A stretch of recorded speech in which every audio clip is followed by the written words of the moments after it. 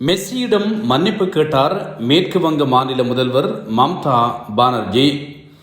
Kolkata Salt Lake மைதானத்தில் Messi வருகையின் போது ஏற்பட்ட குழப்பத்திற்கு மேற்கு வங்க மாநில முதல்வர் மம்தா பானர்ஜி லியோனல் மெஸ்ஸியிடம் மன்னிப்பு கேட்டுள்ளார்.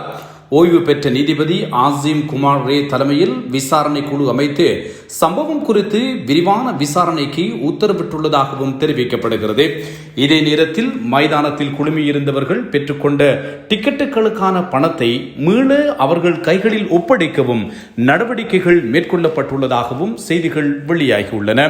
இன்று காலை 3 நாள் விஜயமாக இந்தியா சென்றடைந்துள்ள மெஸ்ஸியினுடைய முதல் நிகழ்வில் கொல்கத்தாவில் அமைந்துள்ள சால்ட் லேக் மைதானத்தில் ரசிகர்கள் ரகளையில் ஈடுபட்டனர்.